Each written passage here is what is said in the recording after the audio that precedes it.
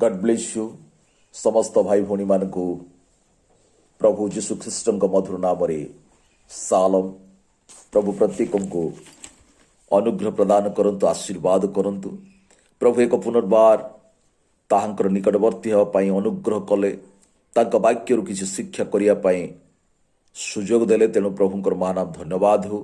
प्रभु प्रत्येक को आशीर्वाद करंतु अनुग्रह प्रदान करंतु। प्रिय भाई और भौणी माने आज एक विशेष गुरुत्वपूर्ण विषय आम मैंने आलोचना करवा आपण मैंने धैर्यर सहित ए वाक्य शुणु जहाँकि आपण मान आत्मिक जीवन रे एक सहायक हो पार प्रभु सहित संपर्क स्थापन करिबारे आत्मिक जीवन बीतेबारे ये वाक्य आपण मान को निश्चिंत भाव रे साहाय्य करिबो। आज आसु मैंने आलोचना करने धर्मशास्त्र पाठ करवा मलाखी पुस्तक तार 4 अध्याय 5-6 पद आम पाठ करवा। धर्मशास्त्र प्रकार लेखा अछि, देखो सदा प्रभुंकर महत व भयंकर दिन आगमन पूर्वे आम्भे तुम्भमान को निकट को एलियो भविष्यत वक्ता को प्रेरण करवा। पुणी आम्भे आसी जेपरी पृथ्वी की अभिशाप रे आघात न करू एथिपाई से संतानगण प्रति पितृगणर हृदय व पितृगण प्रति संतानगणर हृदय फेरइब। पठित वाक्य प्रभु हम प्रत्येक को आशीर्वाद करंतु। आमेन। धन्यवाद प्रिय प्रभु जो वाक्य तुम्हें आम मान को पढ़ा देल बापा जो वाक्य आम मैंने अध्ययन करियछु यार मर्म भेद आमको जना ना पवित्र आत्मा तुम्हें आम मान को जनाओ प्रभु मो मुखरे तुम्हें वाक्य दियो शुणा प्रत्येक को तुम्हें आशीर्वाद कर। प्रिय प्रभु जीशु प्रार्थना करुछि ए समय को तुम्हें ही नियंत्रण कर बापा महत वाक्य को मो निज को शुणा प्रत्येक प्रियजन मान को तुम्हारी पवित्र हस्तर समर्पण करी धन्यवाद तुमको दे त्राणकर्ता प्रभु जीशु ख्रीष्ट नाम रे मागुछि। आमेन आमेन। प्रिय भाई भौणी माने आज आम जो धर्मशास्त्र पाठ करियछु ए स्थान रे मलाखी भविष्यत वक्ता द्वारा सदा प्रभु यही कथा कहउछंती एक भविष्यवाणी करउछंती जे महत व भयंकर दिन आगमन पूर्वे सदा प्रभुंकर महत भयंकर दिन आगमन पूर्वे आम्भे एलियो भविष्यत वक्ता को प्रेरण करिबा। मो प्रिय भाई भौणी माने सदा प्रभुंकर महत दिन आ सदा प्रभुंकर भयंकर दिन विषय आम मान को जानिबा नितांत आवश्यक अछि। सदा प्रभुंकर महत दिन होउछि प्रभु जीशु ख्रीष्टंकर जन्मदिन थिला जहाँकि तांकर प्रथम आगमन तांकर मंडली उद्धार पाई से प्रथम आगमन करिथिले। सदा प्रभुंकर भयंकर दिन ताहा अटे जहाँकि कन्या मंडली ऊर्ध्व को नीत हेला पोरे ए धरा पृष्ठ रे महाक्लेश घटिब एक भयानक समय आसीब भंड ख्रीष्ट राजत्व करिवे ताहउची महाभयंकर दिन आ से भयंकर दिन कन्या मंडली रेप्चर गला पोरे किंबा ऊर्ध्व को नीत हेला पोरे से घटना अवश्य घटिब। तेणु प्रिय माने ए स्थान रे आमे दीटा घटना को देखुछु गोटे होची सदा प्रभुंकर महत दिन आ भयंकर दिन जकि महत दिन आगमन पूर्वे मोर प्रिय माने प्रभु जीशु ख्रीष्ट जन्म हेबा पूर्वरु जहन डुबक जहन से जन्म ग्रहण करिथिले जे कि एलियन को आत्मा नहीं कि से आसीथिले कारण बाइबल रे 5 थर एलियो आगमन करिवे से विषय लेखा जाए। प्रथमे निजे होउछंती एलियो 2 नंबर होउछंती जे कि इलिसाय तृतीय होउछंती डुबक जहन चतुर्थ नंबर होउछंती एही आमे जो समय रे बास करूछु लाउदिकियान चर्चेज जाकि सप्तम मांडलिक जुग से समय विजाति मंडली पाए जड़े भविष्यत वक्ता एलियन को आत्मा नहीं कि आसबे जार नाम विलियम मेरियम ब्राह्म अटंती आ पंचम एलियो जहाँकि कन्या मंडली ऊर्ध्व को नीत होला परे इज्राएल रे एलियो आ मौसा वाक्य प्रचार करिवे जहाँकि प्रकाशित वाक्य 11 अध्याय वर्णना करा जाइअछि। तो स्थान आम देखुअछु जे भयानक दिन महत दिन भयानक दिन आसवा पूर्व आम ए दी जन को प्रेरण करवा। डुबक जॉनकर कार्य सरी जाइछि मोर प्रिय भाई भौणी माने एलियों आत्मा नहीं से आसी से प्रथम प्रभु जीशु ख्रीष्टर प्रथम आगमन पाई पथ प्रस्तुत करने से आसी आपण मैंने भलरे जानती। भयानक दिन जहाँकि महाक्लेश आसवा पूर्व मध्य से एलियों आत्मा नहीं जड़े व्यक्ति आसवे जी कि विलियम मेरियम ब्राह्म भाई जनक से आत्मा नहीं धरापृष्ठ को आसथिले आ से जो सुसमाचार प्रचार कले से सुसमाचार यह थिला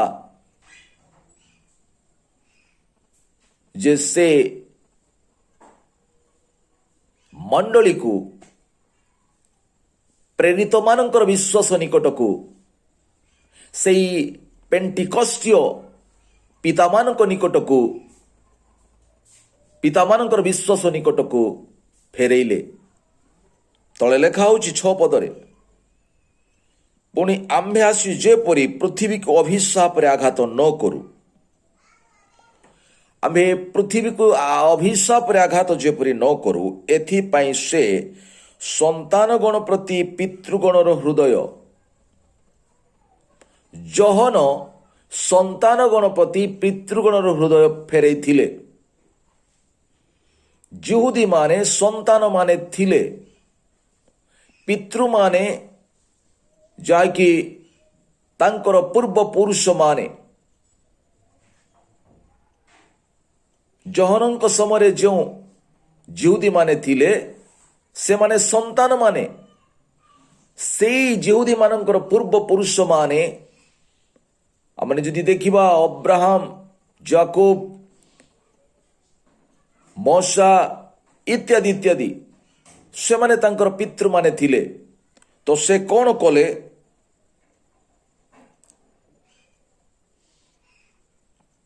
आमेन संतान गण प्रति पितृगणर हृदय संतान गण प्रति पितृगणर हृदय पितृगणर हृदय संतान मानक प्रति फेरे आनिले किए दुबक जहन किंतु जो भयंकर दिन आगमन पूर्वे जो एलियो आसीबे से कौन करिवे से पितृगण प्रति संतान गणर हृदय फेरेइबे पितृगण प्रति संतान गणर हृदय फेरेइबे। मोर प्रिय भाई भौणी माने आम माने अटु से संतान माने आमानकर हृदय पितृ मानक प्रति फेरिबो से पितृ माने किए अटंती पितृ माने जे कि आम मानकर प्रेरित माने अटंती प्रभु जीशु ख्रीष्टर शिष्य माने जाकि 50तम दिन रे जो एक 120 जन लोक मान को निकट को पवित्र आत्मा उल्हे आसी थिले से विश्वास आड़ को आमको से फेरेइबे हालेलुया आमेन से विश्वास आड़ को से आम को फेरेबे किए से एलियों को आत्मा नहीं करी जो व्यक्ति जनक आसबे से आम को से प्रेरित मान को विश्वास आड़ को आम को फेरेबे कौन पाई फेरेबा दरकार मोर प्रिय माने एथि से फेरेबे प्रेरित मानकर विश्वास आज मंडली मानक मध्य नहीं आज विश्वासी मानक मध्य से प्रेरित मानकर विश्वास नहीं से विश्वास आज कोठे ना कोठे हजि जाइए तेणु से विश्वास को से फेरेबे मोर प्रिय भाई भौणी माने होई पारे विश्वास करिबारे कष्ट होउथिबो ए प्रकार व्यक्ति जन किए जे से आसीबे आउ आम मानकु से प्रकार विश्वास को फेरेबे किंतु तांको विषय बाइबल रे लेखा अछि प्रकाशित तार 10 अध्याय 7 पदरे मध्य ताहांक विषय लेखा अछि जे कि एलियन को आत्मा नहीं करी आसीबे एलियन को आत्मा से एक पुनस्थापन कार्य करिबे प्रकाशित 10 तार 7 पदरे कौन लेखा अछि सप्तम दूत जेतेबेले तुरीध्वनि करने को उद्यत हेबे सेतेबेले समस्त गुप्त मनोरथ प्रकाश हब प्रिय माने से एलियन को आत्मा नहीं करी जो व्यक्ति जनक आसीबे ताहांक विषय बाइबल रे समस्त प्रूफ अछि प्रमाण अछि कौन से अविश्वास करिवार कारण नाही तेणु मोर प्रिय माने तांकर सुसमाचार आम मानक प्रेरित मानक आड़ को फेरब प्रेरित मानक विश्वास आड़ को आम मान को फेरब साधु पौल कहउछंती तार एफिसी जदि आम माने 2 अध्याय 20 पद पाठ करिबा एफिसी तार 2 अध्याय 20 पदरे लेखा अछि तुम्हे माने प्रेरित और भाववादी मानकर भित्तिमूल उपरे निर्मित होइछ ख्रीष्ट जीशु स्वयं सेथिरो कोणर प्रधान प्रस्तर तुम्हे माने प्रेरित और भाववादी मानकर भित्तिमूल उपरे निर्मित होइछ साधु पौल एफिसी मंडली को कहउछंती तुम माने प्रेरित और भाववादी मानकर भित्तिमूल उपरे निर्मित होइछ आज माने केउ मान जो प्रेरित भाववादी मानकर भित्तिमूल उपरे निर्मित हेबा दरकार से मानकर शिक्षा रूपक भित्तिमूल उपरे आम मानक निर्मित हेबा दरकार आज से विश्वास हजि जाई अछि लोप पाई अछि ताकू पुनर्बार पुनस्थापन करिया पई से व्यक्ति जनक आसिले एलियन को आत्मा नहीं करी से ताकू पुनस्थापन करूछंती से भित्तिमूल उपरे निर्मित करूछंती मंडली को आपण माने को विश्वास हजि जाइछि बोली प्रश्न करिवे मोर प्रिय माने एफिसी पुस्तक तार 4 अध्याय 5 पद जदि आमे पाठ करिबा से विश्वास आज मंडली मध्य रे नाही कौन लेखा अछि एक प्रभु एक विश्वास एक बाप्तिस्म समस्तंक एक ईश्वर ओ पिता ए विश्वास आज हजि जाई अछि एक प्रभु एक विश्वास एक बाप्तिस्म एक प्रभु एक विश्वास एक बाप्तिस्म ए विश्वास आज मंडली मध्य नाही ताहा हजि जाई अछि आपण माने कहिबे कौन है माने कौन ताहा विश्वास करूनु कि किंतु आपण माने भलरे ताकू देखंतु जांच करंतु से विश्वास आज नाही एक प्रभु विश्वास आज हजि जाई अछि एकमात्र प्रभु को बदले आज अनेक प्रभु को लोक माने विश्वास करिबारे लागि छंती किंतु बाइबल प्रकाश करे आम मानकर एकमात्र प्रभु मार्क तार 12 अध्याय 29 पद प्रकाश करे हे इस्राएल सुन यह हूँ प्रधान आज्ञा आम मानकर परमेश्वर एकमात्र अटंती से प्रधान आज्ञा कहउछंती यह हूँ प्रधान आज्ञा आम मानकर परमेश्वर एकमात्र प्रिय भाई भौणी माने अनादि कालरू अनंत काल पर्यंत आम मानकर परमेश्वर एकमात्र अटंती तो से विश्वास आज मंडली मध्य नाही एक और अनेक प्रभु को मानिबारे लोक माने व्यस्त अछंती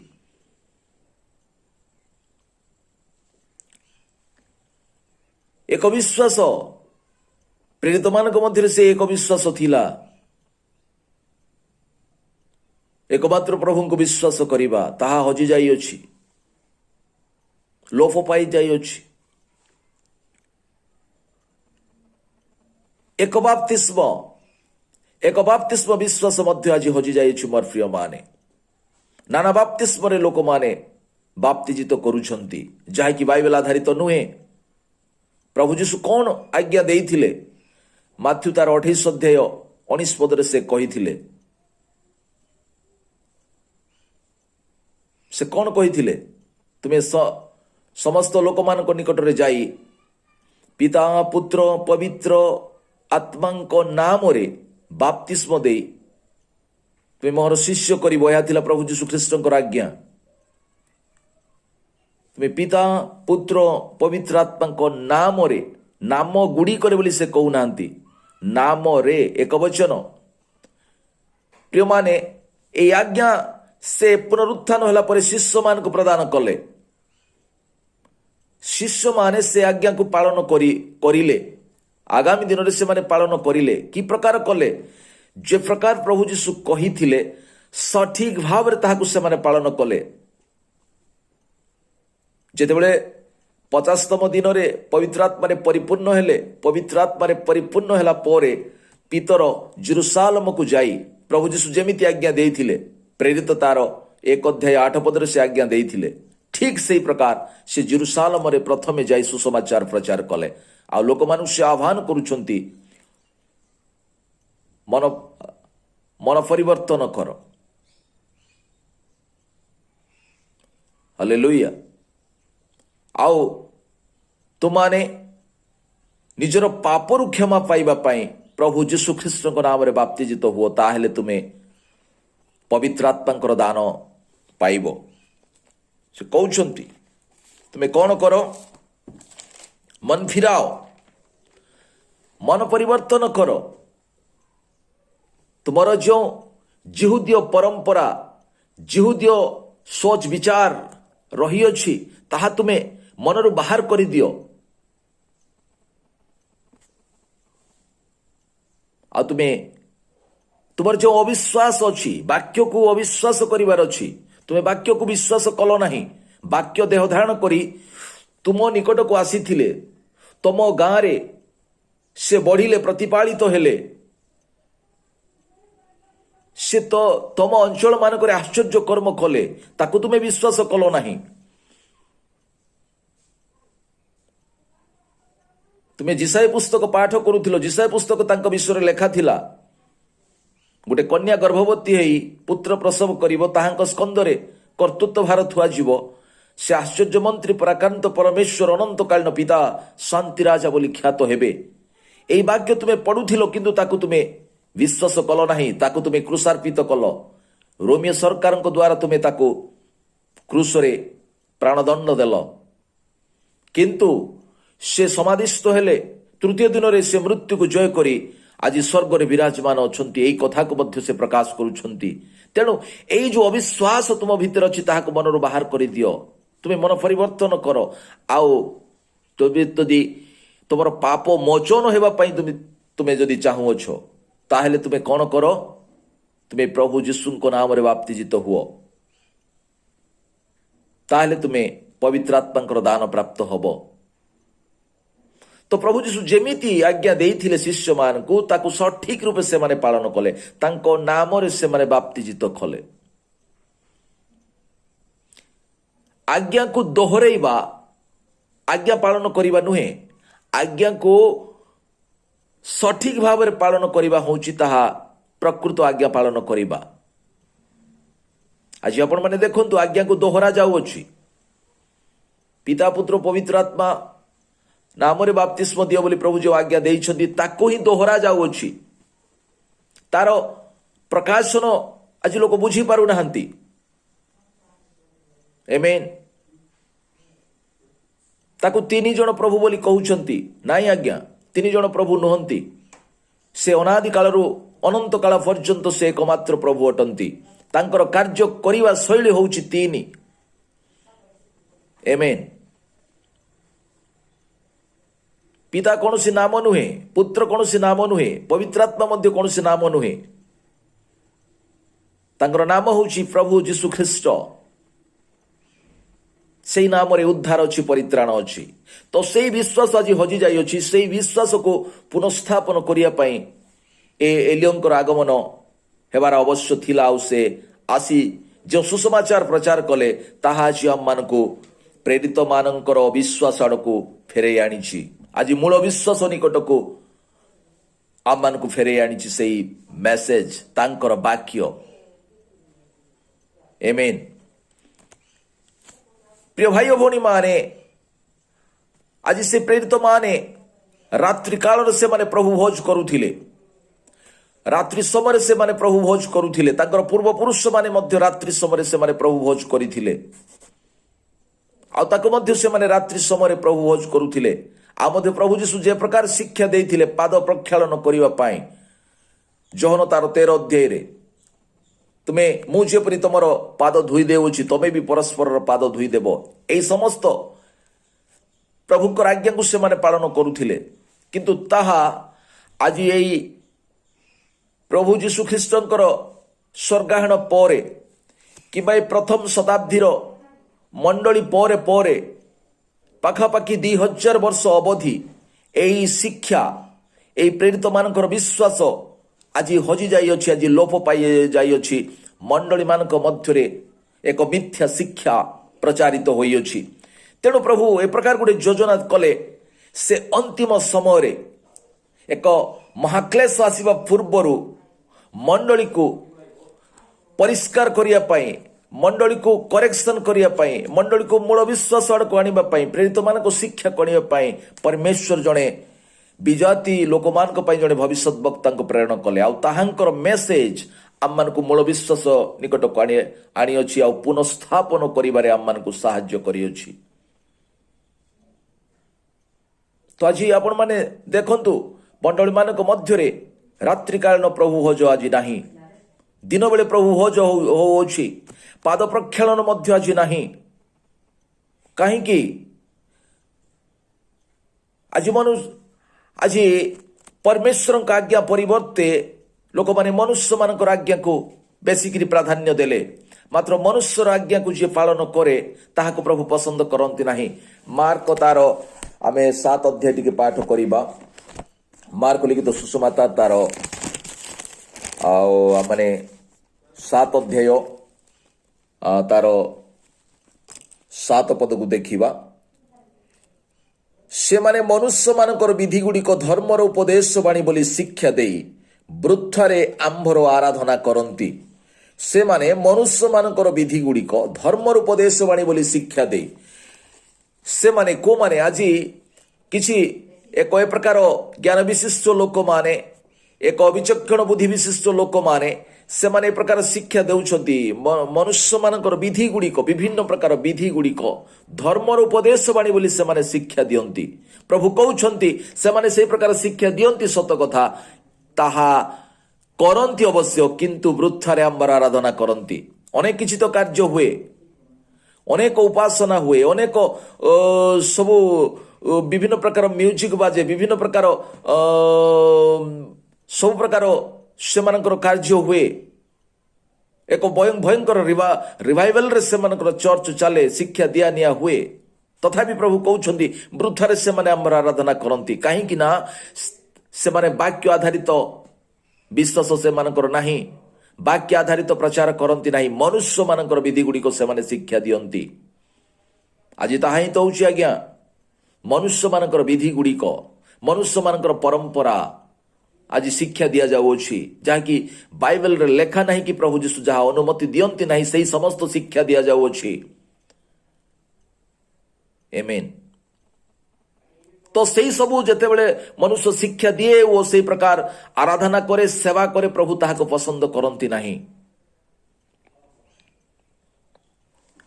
तो एई सबुर समाधान पाई, एई समस्त विषय करेक्शन करिया पाई जड़े भविष्य वक्ता आवश्यकता थिला, परमेश्वर ताहाको प्रेरण कले। आउ से भविष्य वक्ता कर मध्य परमेश्वर कर पूर्व निरूपित योजना ही अटे, आउ ताहाको से प्रेरण कले। आज ताहाकर मेसेज आम मान को करेक्शन करियछि, आम मान को एक पुनस्थापन करियछि, मूल विश्वास आड़ को नहीं अछि, सेही नीति नियम परंपरा इत्यादि इत्यादि से आम मान को पृथक करियछि। आउ ताहाकर मेसेज ए प्रकार थिला जे से कौन करुथिले, तुमे सेमान को ठारू बाहरी आस। प्रकाशित वाक्य तार 18 अध्याय 4 पद जे प्रकार करे कुहे, तुमे सेमान को मध्यरु बाहरी आस, कुमान को मध्यरु जो माने एई नीति नियम परंपरा ଆଉ ମନୁଷ୍ୟ ମାନଙ୍କର ବିଧି ଗୁଡ଼ିକ ଧର୍ମର ଉପଦେଶ ବାଣୀ ବୋଲି ଶିକ୍ଷା ଦିଅନ୍ତି, ସେମାନଙ୍କ ଠାରୁ ତୁମେ ବାହାରି ଆସ। ନାମଧାରୀ ମାନଙ୍କ ମଣ୍ଡଳୀ ଠାରୁ ତୁମେ ବାହାରି ଆସ। ସେ ଆହ୍ୱାନ କଲେ। ଆଉ କୋଉମାନେ ବାହାରି ଆସିଲେ? ସମସ୍ତେ ନାହିଁ। ସେଇମାନେ ବାହାରି ଆସିଲେ ଯୋଉମାନେ ପୂର୍ବ ନିରୂପିତ ବୀଜ ମାନେ, ଯୋଉମାନେ ପ୍ରି ଡେଷ୍ଟିନେଟେଡ୍ ସିଡ୍ ମାନେ, ଜଗତ ଉତ୍ପତ୍ତି ପୂର୍ବରୁ ଯେଉଁମାନଙ୍କର ନାମ ସେଇ ମେଷଶାବକଙ୍କ ଜୀବନ ପୁସ୍ତକରେ ଲିଖିତ ହେଇଥିଲା, ସେମାନେ ତ ଅବଶ୍ୟ ନିଶ୍ଚୟ ବାହାରି ଆସିଲେ, ଆଉ ଆସିବେ ମଧ୍ୟ। ଆମେନ୍। ମୋର ପ୍ରିୟମାନେ, ଆଜି ଆମମାନଙ୍କ ଜୀବନକୁ ଚିନ୍ତା କରୁ। ଆଜି ଆମମାନେ ମଧ୍ୟ କୋଉଠି ନା କୋଉଠି ଏ ପ୍ରକାର ଯଦି ଫସି ଯାଇଅଛୁ, କୋଉଠି ନା କୋଉଠି ଯଦି ଆମମାନେ ଏ ପ୍ରକାର ଯଦି ନୀତି ନିୟମ ପରମ୍ପରା ଏଇସବୁ ଶିକ୍ଷାରେ ଯଦି ଆବଦ୍ଧ ହେଇକି ଅଛୁ, ଏଇ ମେସେଜ ଆମମାନେ ଶୁଣୁ, ସେଇ ମେସେଜ ଆଜି ଆମମାନଙ୍କୁ ବାହାର କରି ଆଣିବ। ଏଇ ମେସେଜ ଆମମାନଙ୍କୁ ପୃଥକ କରିପାରିବ। ଆମେନ୍। ଏ ମେସେଜ ଆଜି ଆମମାନଙ୍କୁ ସେ କରେକ୍ସନ କରିପାରିବ। ଆମେନ୍। এই মেসেজ ତାଙ୍କର ସେଇ ଭାବାଦୀଙ୍କର ମେସେଜ ଆମମାନଙ୍କୁ ମୂଳ ବିଶ୍ୱାସ ଆଡ଼କୁ କଢ଼େଇ ନେଇପାରିବ। ଆମେନ୍। ପ୍ରିୟ ଭାଇ ଓ ଭଉଣୀ ମାନେ, ଆଜି ଆମମାନଙ୍କ ଜୀବନକୁ ଆମେ କରେକ୍ସନ କରୁ, ଆମମାନଙ୍କ ଜୀବନକୁ ସୁଧାରୁ।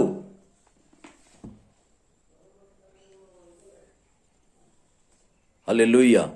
ଆଜି ପର୍ଯ୍ୟନ୍ତ ଆମମାନେ ବିଧି ବିଧାନ ଗୁଡ଼ିକ ପାଳନ କରି ଏକ ଟ୍ରାଡିସନାଲ ଆମମାନେ କାର୍ଯ୍ୟ କରୁଅଛୁ, ଟ୍ରାଡିସନାଲ ଆମମାନେ ସେବା ପ୍ରାର୍ଥନା କରୁଅଛୁ।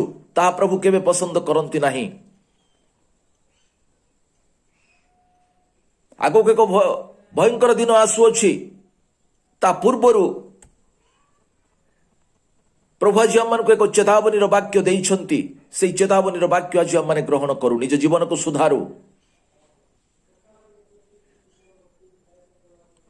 ଯଦି ଆମମାନେ ଆଜି ପର୍ଯ୍ୟନ୍ତ ବି ଏକ ନିଜ ଇଚ୍ଛା ମୁତାବକ ଆମମାନେ ଯଦି ଜୀବନ ଯାପନ କରୁଅଛୁ, ତାହେଲେ ଆମମାନେ ନିଜ ଜୀବନକୁ କରେକ୍ସନ କରୁ। ମୋର ପ୍ରିୟ ମାନେ, ଆମମାନଙ୍କର ଜୀବନକୁ ଆମେ କରେକ୍ସନ କରିବା ପାଇଁ ଚେଷ୍ଟିତ ହଉ।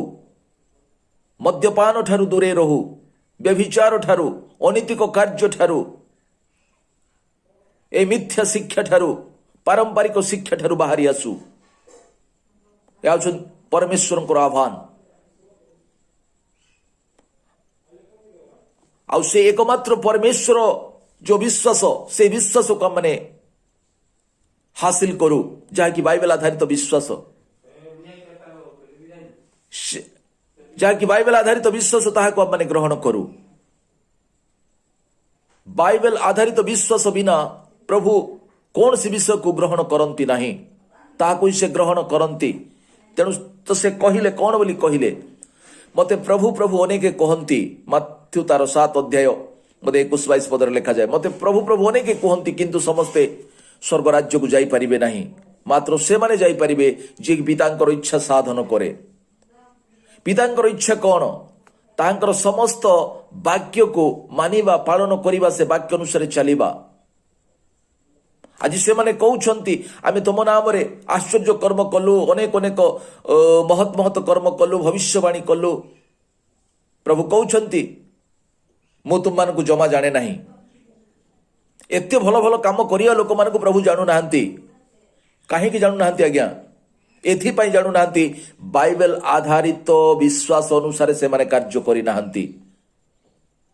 ହଁ, ନିଶ୍ଚିନ୍ତ ଭାବରେ ପ୍ରଭୁ ଯୀଶୁଙ୍କ ନାମ ଉଚ୍ଚାରଣ କଲେ ଆଶ୍ଚର୍ଯ୍ୟ କର୍ମ ହୁଏ, ମହତ୍ ମହତ୍ କର୍ମ ହୁଏ, ସେଥିରେ ଆଶ୍ଚର୍ଯ୍ୟ ହେବାର କିଛି ନାହିଁ।